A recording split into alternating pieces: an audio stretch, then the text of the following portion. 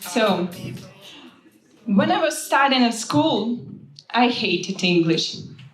I hated it with all my heart. I hated it with all my soul. I hated it because my first English teacher beat us. She beat us and yelled when we made mistakes. She yelled when we used the wrong words. She yelled when we made grammar mistakes. She yelled when we said something wrong. We were trembling and shaking when she took her big stick and beat us for the wrong answer. English lessons were like a nightmare. I hated English in school, and now, guess what my job is? I'm an English teacher. So when I graduated my school, I had failed my exams. So I was sitting there and thinking that I will never be successful. I will never have a good job. I will never make a career, and I will never be useful to anyone. At that time, the best decision for me was to choose the cheapest university in Moscow. And you know what? The only degree I could take was teacher training in linguistics. What an irony of fate. And when I came to university to apply, I met my future English teacher. So I decided that it was the best chance to say that I didn't speak English at all and ask if we would be revising anything. Now I realize that it was the most stupid question she had ever heard in her life. Anyway,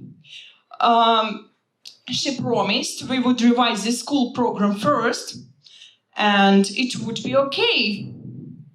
At the very first lesson, I realized that the teacher's idea of revision was to start with the intermediate level, while for me, it was the ABCs. Honestly, the biggest problem was that my group mates started bullying me. They would always laugh at me when I tried to speak English. They would always come up to me and say, "What are you doing here? It's not for you, you are stupid." They never concealed their irritation to me because my questions and answers took too long. So they interrupted me all the time. Those memories still bother me a lot, really. After a few months of that bullying, I came up to my mother and said, "Mommy, sorry, but I can't do it anymore. I can't handle this problem. I'm dropping out." My mother looked at me and said, "Okay, do it then." I didn't expect such an answer. I thought that my mother would start telling me not to do that. I thought she would talk me out of it. I don't know what happened in my mind, but the next day I decided to learn English by myself and beat that freaking language. Thank you. Every day when I came from university, I started learning English. I spent more than 6 hours per day learning it. It seemed to me that the best way to learn English was to master grammar. Days went by. I had studied all the grammar books, but I still wasn't able to say a word. The same thing happened every day. Grammar, bullying, disappointment, and tears. There was just one girl who supported me, my group mate. In class, she translated me everything from Russian into English and said what to answer. Actually, I don't think she speaks English at all now. When I realized that I hadn't made much progress for a month, my brain came up with a weird idea to start teaching English. Sounds crazy. You might be thinking right now that is the reason for the problems in our education system. So, well, I placed an ad, and soon I got a call from a lady. She had 2 sons who needed to study English and German. So I agreed, but pointed out that I speak German much better than English. To my surprise, she agreed. We started working. Before each lesson with these boys, I would prepare at least 3 hours my own lesson plans. And after a few months, they started speaking English, but I didn't.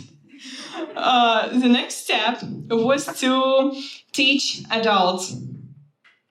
I do remember my first English lesson with grown-up students. It was a disaster, really. So they asked me a lot of questions. How to say this and that in English, how to translate this and that in English. I didn't know the answers. When I was preparing my own lessons, I would Google every single word. Thank God there is Google. I realized that adults had a clear idea of what they wanted from learning English. They had a clear goal and clear requirements. So I needed to find out new approaches to give what they wanted and what they needed. So I organized my own cinema club for my students. And now we go to the cinema and watch films in English. After that, we usually go to a cafe where we discuss films. We speak not only about films, we also discuss general things which they are interested in. We talk about their families and life, about their work. And I highly appreciate these people who believed in me, who trusted me back then. And here I am now, standing on stage in front of you, speaking English fluently. So I've mastered English. I've beat that freaking language. Doesn't it deserve applause? Thank you.